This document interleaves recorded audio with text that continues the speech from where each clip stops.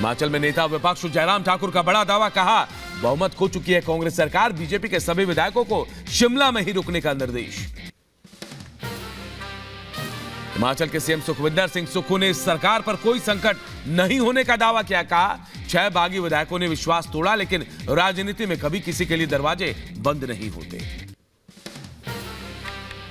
शिमला में कांग्रेस विधायकों के साथ बैठक के बाद बोले पर्यवेक्षक डीके शिव कुमार, सुखविंदर सिंह सुक्खू ही रहेंगे हिमाचल के सीएम, सारे मतभेद दूर कर लिए गए हैं, ऑपरेशन लोटस भी फेल हो गया है। कांग्रेस पर्यवेक्षक भूपेंद्र सिंह हुड्डा बोले हिमाचल कांग्रेस में आगे और विवाद ना हो, इसके लिए पार्टी ने 6 सदस्यों की कमेटी बनाने का ऐलान किया है। इस कमेटी में सीएम, डिप्टी सीएम और हिमाचल कांग्रेस के अध्यक्ष शामिल होंगे। हिमाचल में सियासी घमासान पर बोले केंद्रीय मंत्री हरदीप पुरी, हिमाचल प्रदेश में हमारे प्रत्याशी को 34 वोट पड़े, ये खुशी की बात है, ये बदलाव की हवा है।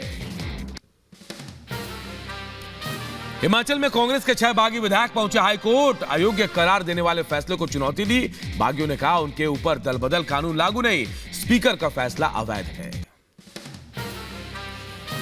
हिमाचल के बागी कांग्रेस एमएलए रवि ठाकुर के घर जाने वाली सड़क बंद, वन विभाग पर विधानसभा सदस्यता खत्म होते ही कार्रवाई, रवि कुमार ने सुक्खू सरकार पर लगाया आरोप। लोकसभा चुनाव से पहले बीआरएस को बड़ा झटका, दलित सांसद पी रामुलु समेत 5 नेताओं ने छोड़ी पार्टी, बीजेपी में शामिल हुए।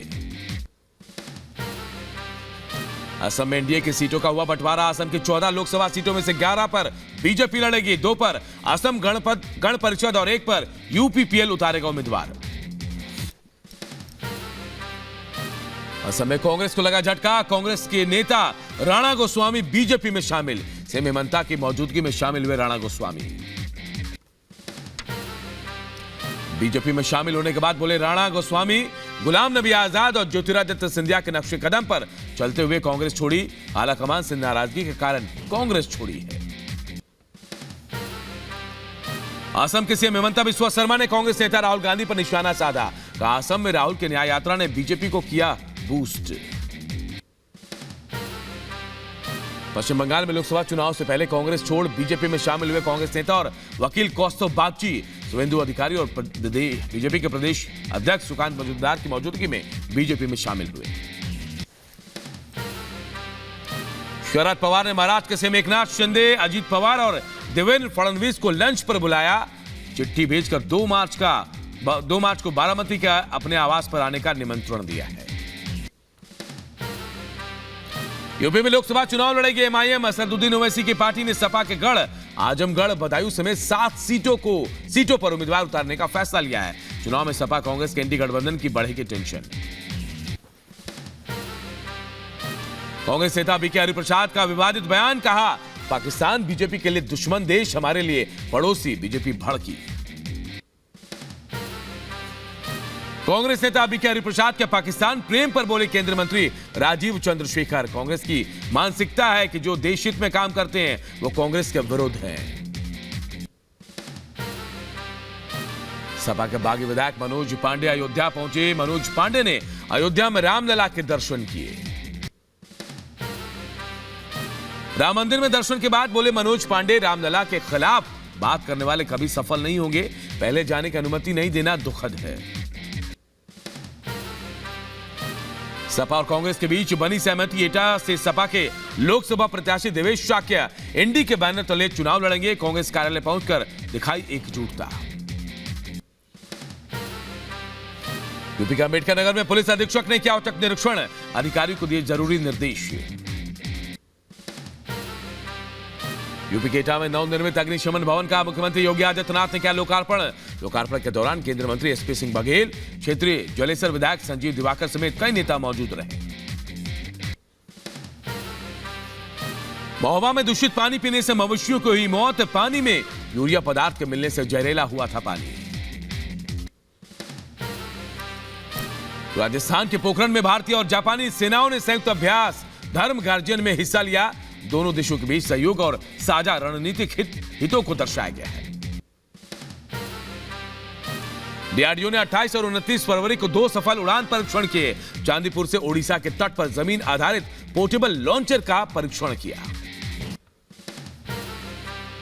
यूपी के इंटरमीडिएट पेपर लीक का मामला, लीक करने वाले विनय चौधरी के खिलाफ शिक्षा विभाग ने तहरीर दी। जांच के लिए 3 सदस्यीय कमेटी भी बनाई गई है।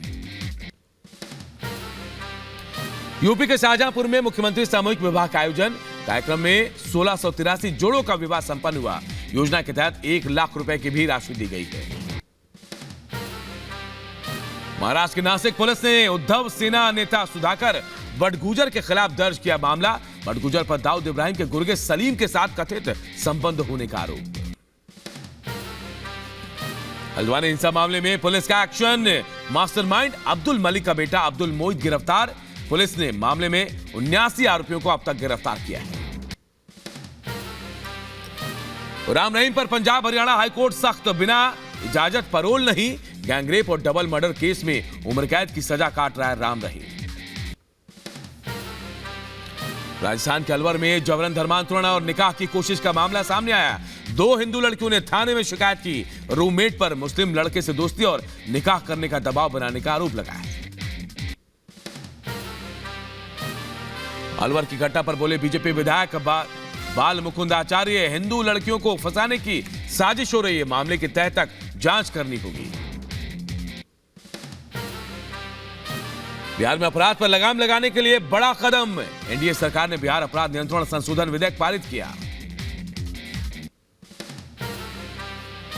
नया अपराध नियंत्रण विधेयक पर बोले बिहार के डिप्टी सीएम सम्राट चौधरी, महिलाओं को छेड़ने वालों की अब खैर नहीं। नया अपराध नियंत्रण कानून पर बोले बिहार के deputy CM Vijay Sinha, RJD backdoor से एंट्री लेकर सत्ता में आए और अपराधियों का मनोबल बढ़ाया। अपराध नियंत्रण संशोधन विधेयक पर कांग्रेस नेता शकील अहमद खान ने कहा, जल्दबाजी में लाया गया विधेयक, लोग इस कानून को नहीं जानते। मुख्य निर्वाचन आयुक्त राजीव कुमार और निर्वाचन आयुक्त अरुण गोयल टीम के साथ पहुंचे लखनऊ। लोकसभा चुनाव की तैयारियों का जायजा लेने पहुंची है चुनाव आयोग की टीम। यूपी के फिरोजाबाद में पुलिस की टीम को मिली बड़ी कामयाबी। कैंटर में छिपाकर ले जा रहे 72 लाख रुपए की अवैध शराब को पुलिस ने पकड़ा। एक शराब तस्कर भी पकड़ा गया। बिहार के सीतामढ़ी में अपहरण मामले का हुआ खुलासा। पुलिस ने एक महिला समेत 6 आरोपियों को गिरफ्तार किया। व्यापारी के बेटे के अपहरण में शामिल थे सभी आरोपी।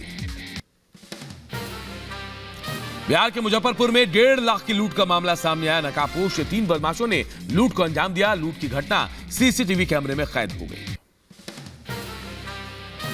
बिहार कारा में गोलीकांड से मचा हड़कंप। अज्ञात बदमाशों ने हत्याकांड के आरोपी को कोर्ट के सामने गोली मारी। घायल स्थिति में अस्पताल में भर्ती आरोपी। यूपी के मैनपुरी में भूमाफिया की दबंगई। कब्रिस्तान गया शख्स के साथ की मारपीट। कब्रिस्तान की जमीन कब्जा करने के इरादे से मारपीट की गई है। पीड़ित ने एसपी को शिकायत की है। यूपी के मथुरा में युवक को कार समेत जला देने के मामले का खुलासा। युवक की प्रेमिका ने बनाया था प्लान। पुलिस प्रेमिका से कर रही है पूछताछ।